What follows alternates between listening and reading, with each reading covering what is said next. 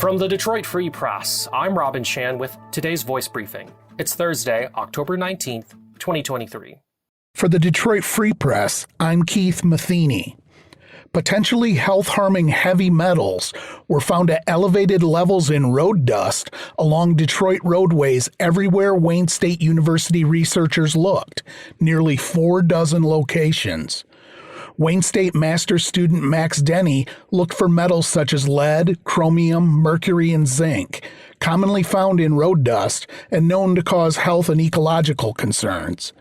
He found them at levels above natural background levels at all test sites, indicating they are coming from human activity.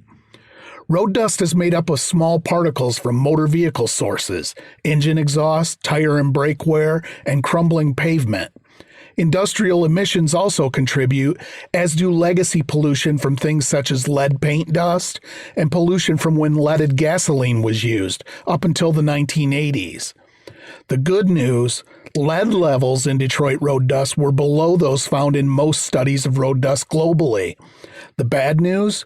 For reasons not yet understood, Detroit road dust levels of chromium, a potential carcinogen, were at the highest levels ever recorded in any similar study anywhere in the world. This is J.C. Reindl with the Detroit Free Press. Detroit casino workers have gone out on strike for the first time since the 3 casinos opened nearly 25 years ago. The strike involves 3,700 workers, or the majority of those in the casinos.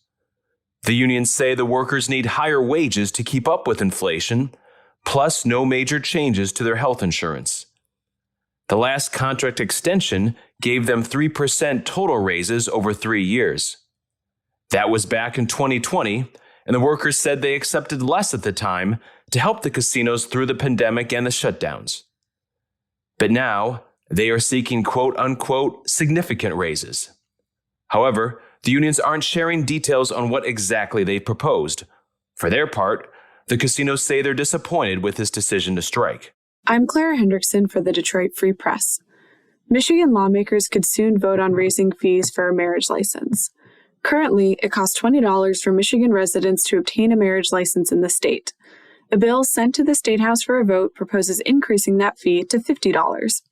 For lovebirds who aren't Michigan residents, the fee for a marriage license would increase from $30 to $75 under the legislation. Clerks say that the current fees don't cover the costs of processing a marriage license in the state. Bill sponsor State Representative Will Snyder said that the current fee was set in the 1960s.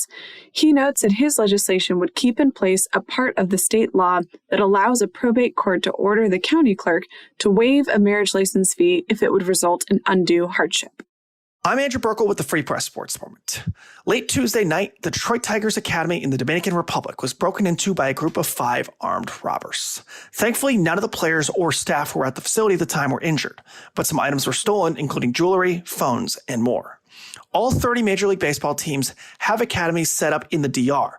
The Tigers' headquarters are in San Pedro de Macorís, which is located roughly 45 miles from the capital city of Santo Domingo. The academy is where many minor league players, primarily teenagers signed from Latin American countries, live, go to school, and play games. One of the Tigers' top prospects, a switch-hitting catcher named Enrique Jimenez, was at the facility when the armed robbery occurred. He was signed out of Venezuela for $1.25 million in January and hit .277 in the Dominican Summer League. According to Dominican-based reporter Hector Gomez, the Tigers are incredibly the 16th MLB team to have one of their facilities robbed, including the St. Louis Cardinals last Friday. Authorities are working with the clubs to investigate the robberies, and according to the Associated Press, one of the robbers involved in the thefts of the Tigers facility has been arrested.